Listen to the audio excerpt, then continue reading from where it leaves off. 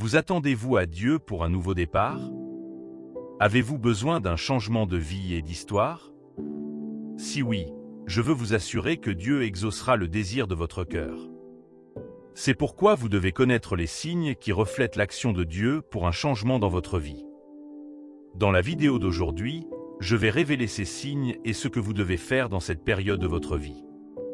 Assurez-vous également de regarder cette vidéo jusqu'à la fin, car je vais prier des prières qui transformeront votre vie. Avant de continuer, n'oubliez pas de vous abonner à cette chaîne si vous ne l'avez pas encore fait. Dieu est un Dieu de promotion, c'est pourquoi ses miséricordes sont nouvelles chaque matin. Il ne changera jamais son caractère et sa personnalité. Cependant, il améliore son travail chaque jour, apportant des changements lorsque cela est nécessaire. Vous êtes l'œuvre de Dieu. Vous êtes sa plus grande création. Cela signifie qu'il y a une assurance que Dieu changera votre vie et votre histoire. Il ne se soucie que de votre croissance. C'est pourquoi il vous prépare à l'avance. Un changement survient après une période d'attente et de préparation. Maintenant, quels sont les signes qui montrent que Dieu va changer votre histoire? Quels sont les indicateurs d'une percée dans votre vie? Vous devez prêter une attention particulière à ces signes, car certains d'entre eux semblent basiques et même négatifs. Tout d'abord, lorsque vous commencez à rencontrer plusieurs crises, c'est un signe que Dieu est sur le point de changer votre vie. Vous venez de recevoir une lettre de licenciement? Vous êtes aux prises avec des difficultés financières? Vous faites confiance à Dieu pour un enfant, en plus d'autres problèmes existants? Tous ces signes indiquent que Dieu est sur le point de faire quelque chose d'extraordinaire dans votre vie. Considérez l'histoire de la veuve de Sarepta dans 1 Roi 17, 9-16. Dieu a envoyé Élie vers cette veuve pour qu'elle subvienne à ses besoins. Cependant, ses paroles montrent qu'elle avait traversé une période difficile. Quand Élie demanda de la nourriture, elle dit dans 1 Roi 17h12, « Aussi vrai que l'Éternel votre Dieu est vivant. » Répondit-elle, « Je n'ai pas de pain, seulement une poignée de farine dans un pot et un peu d'huile d'olive dans une cruche. Je ramasse quelques morceaux de bois pour les emporter chez moi et préparer un repas pour moi et mon fils, afin que nous le mangions et que nous mourions. » Cette veuve avait décidé que la nourriture devant elle était son dernier repas. Sa nation traversait une famine et elle la frappait durement. Vous traversez peut-être aussi une épreuve difficile comme celle-ci. J'ai besoin que vous croyiez que Dieu changera votre histoire de manière inattendue. Vous rencontrerez une visitation divine qui changera votre vie. À l'insu de la veuve, Dieu avait un plan pour changer son histoire par l'intermédiaire d'Élie. Lorsqu'elle lui a parlé de son plan de manger et de mourir, Élie a prophétisé et l'histoire de la veuve a changé. Elle avait prévu de manger son dernier repas, mais Dieu a transformé son dernier repas en une source abondante qui a nourri sa famille pendant toute la famine. C'est ce que Dieu peut faire dans la vie de n'importe qui. Il peut changer votre histoire en quelques secondes. Je veux donc que vous croyiez que ce défi n'est pas la fin de votre vie. Au contraire, considérez-le comme une occasion d'apprendre. Dieu l'utilise peut-être pour forger votre caractère, car il sait que s'il ne vous façonne pas, vous risquez de manquer la gloire. Alors, restez et apprenez. Dieu vous donnera très bientôt un nouveau chant. Un autre signe d'un changement dans votre vie est lorsque vous ne savez plus quoi faire.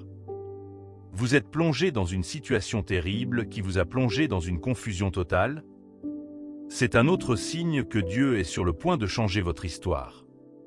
Dieu vous a peut-être rendu confus afin que vous puissiez avancer dans la clarté de votre objectif et de sa volonté.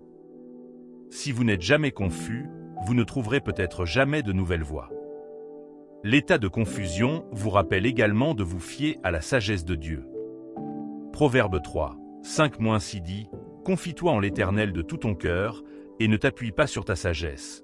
Soumets-toi à lui dans toutes tes voies et il aplanira tes sentiers. » Ainsi, lorsque vous ne savez pas quoi faire, Dieu veut que vous vous approchiez de lui. Il est prêt à faire la lumière sur votre confusion et cette lumière illuminera votre vie pour toujours. Il y a une autre histoire intéressante d'une veuve dans la Bible. Cette veuve était la femme d'un prophète. Malheureusement, le prophète est mort mais a laissé des dettes en héritage à sa femme et à ses enfants. Après un certain temps, des créanciers sont venus et ont enlevé les fils de la femme.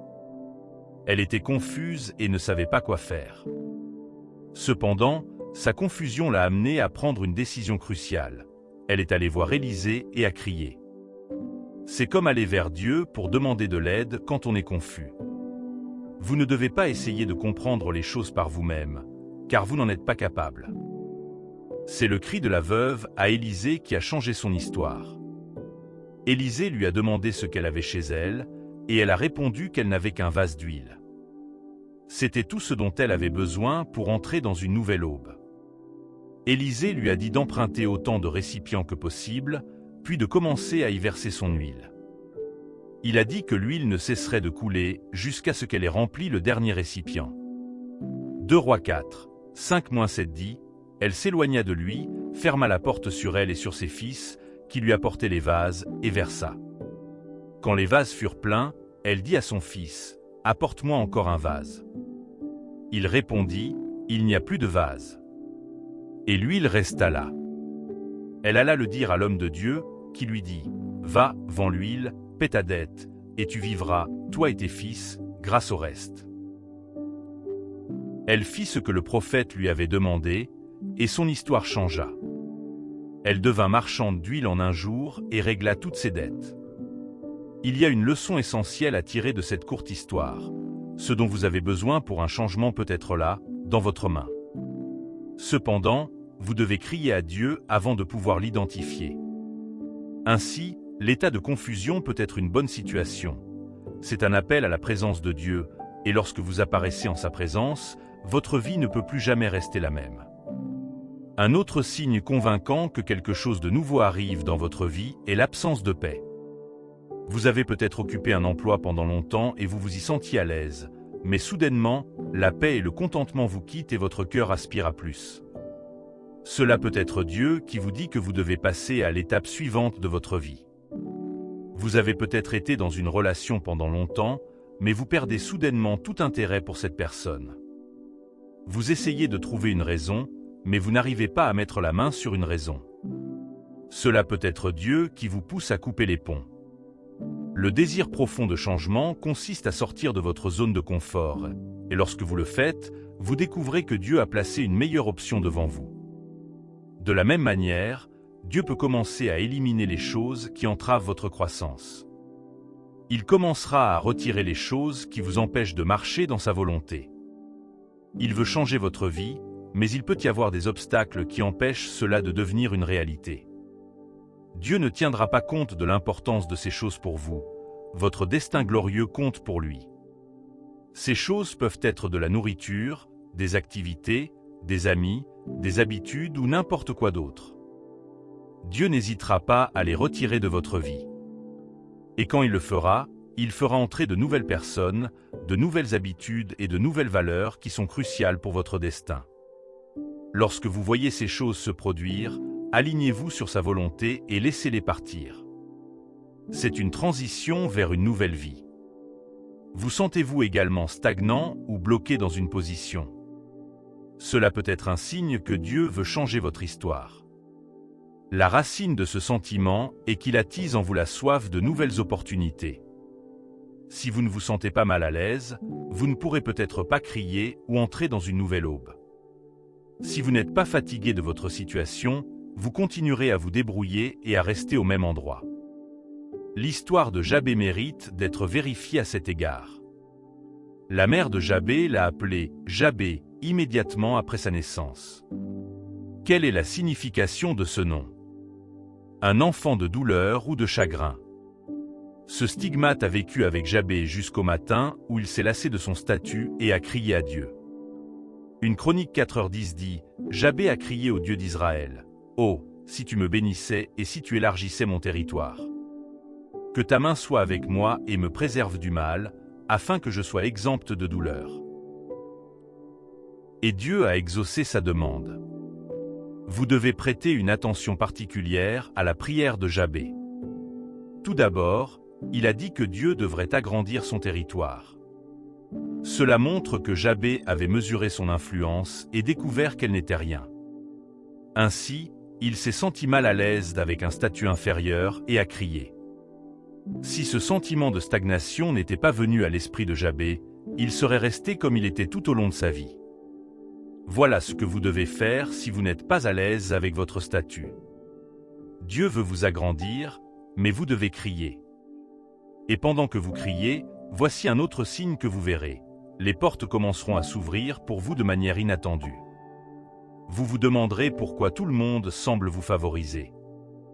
Vous vous demanderez pourquoi c'est vous qui recevez les contrats. Tous ces signes indiquent que Dieu a commencé à changer votre histoire. Maintenant, il y a des choses que vous devez toujours faire avant que Dieu ne change votre vie. Vous devez les pratiquer afin que lorsque les signes se manifestent dans votre vie, vous ne les manquiez pas.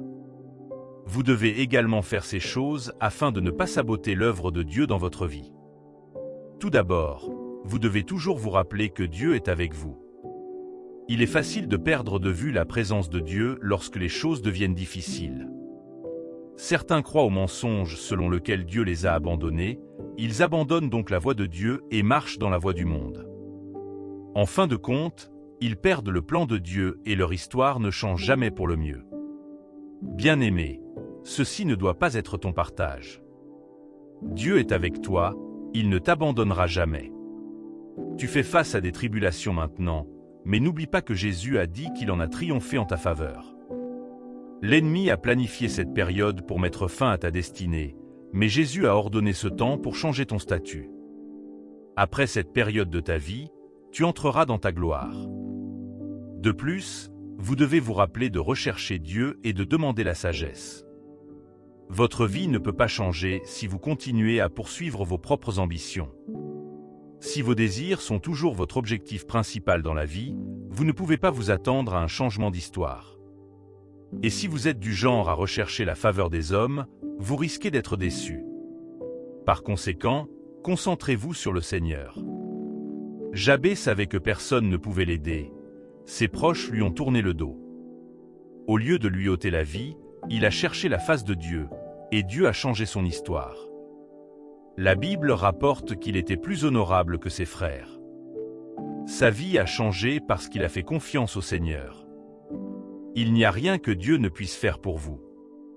Vous devez simplement continuer à rechercher sa face. Il peut briser les jougs générationnels qui pèsent sur votre cou. Il peut vous guérir et même vous rendre entier.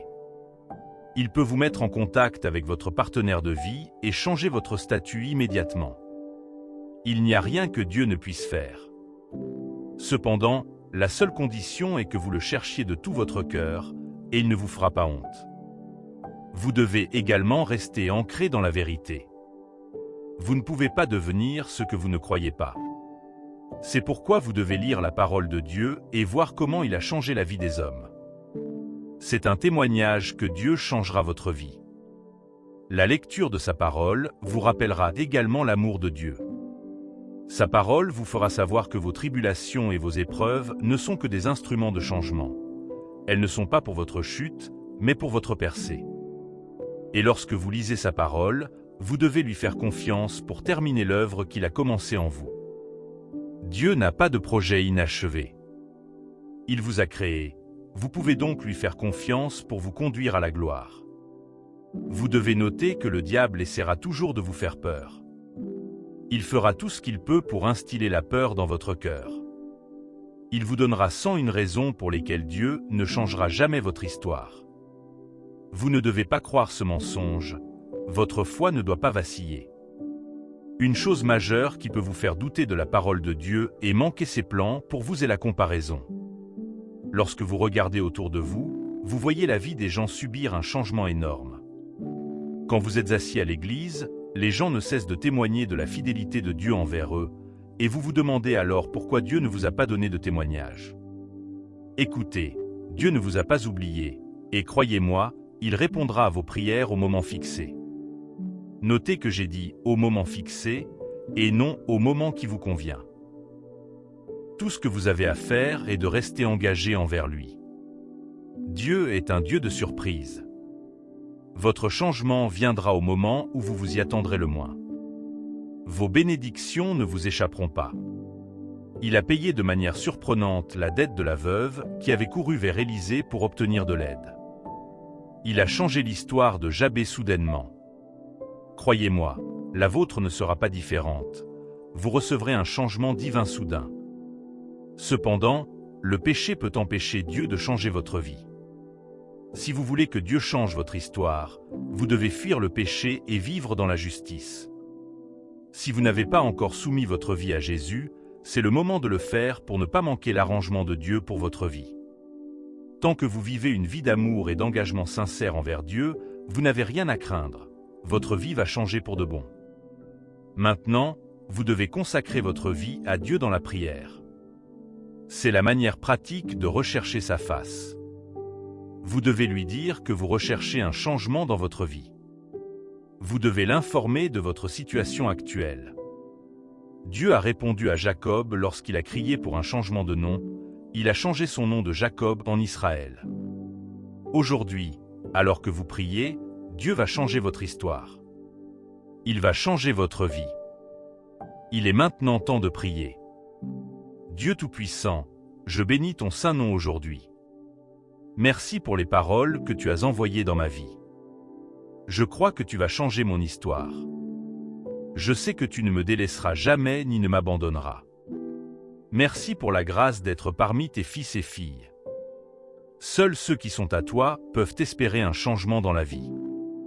Je sais que lorsque je prie, tu m'entendras et répondras à mes demandes.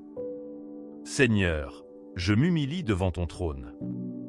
Je demande miséricorde pour tout ce qui peut empêcher la promotion et la transformation divine dans ma vie. Je te demande de me pardonner pour tous mes défauts. Sépare-moi de toutes sortes de comportements qui peuvent empêcher ta lumière de briller dans ma vie. À partir d'aujourd'hui, j'alignerai ma vie sur ta volonté. Je désire vraiment un changement. Ce changement a commencé dans ma relation avec toi, et je sais qu'il rayonnera dans tous les aspects de ma vie. Seigneur, j'ai commencé à voir les signes que tu vas changer mon histoire. Ils ne sont pas agréables, mais je choisis de te faire confiance néanmoins. Je sais que tu marcheras avec moi pendant cette saison jusqu'à ce que j'entre dans mon abondance. Je me soumets à ton calendrier, mais je prie toujours pour que tu ne tardes pas à changer ma vie. Le ridicule et la honte deviennent trop lourds à supporter pour moi. Malgré tout, je choisis de m'appuyer sur ta parole. Tu l'as fait dans la vie de Jabé, de Jacob et de la veuve de Sarepta. Par conséquent, je suis sûr que tu le feras dans ma vie aujourd'hui. Le diable essaie de réduire ma foi en toi. S'il te plaît, aide-moi à ne jamais me conformer à ses mensonges. Je croirai toujours que tu as un bon plan pour moi. Accomplis un miracle dans ma vie. J'ai des contraintes financières depuis longtemps maintenant. S'il te plaît, change mon histoire comme tu l'as fait pour la veuve. Elle est devenue une source de bénédiction pour les autres. S'il te plaît, que ma vie bénisse aussi les autres. Je te demande un miracle dans ma santé. S'il te plaît, change ma santé aujourd'hui. Cette maladie ne doit pas me coûter la vie. Tu l'as déjà fait dans la vie d'Ézéchias. Tu as ajouté 15 ans à ses jours. Ajoute à mes jours, Père. Change mon histoire d'homme mourant en homme en bonne santé. Seigneur, tu connais les domaines dans lesquels j'ai besoin d'une visite. Occupe-toi d'eux. Comme Jacob, je ne te laisserai pas partir tant que tu n'auras pas changé ma vie. Je ne te laisserai pas partir tant que tu n'auras pas changé mon histoire. Je crois que tu as entendu mes prières. Merci pour le nouveau nom et la nouvelle vie. Merci parce que je ne suis plus celui que j'étais. J'adore ton nom parce que tu m'as guéri et que tu as élargi mon territoire. Au nom de Jésus, j'ai prié. Amen. Si cette vidéo vous a touché de quelque manière que ce soit, appuyez sur le bouton j'aime. N'oubliez pas non plus de vous abonner à cette chaîne pour plus de messages édifiants. Que Dieu vous bénisse. À bientôt dans la prochaine vidéo.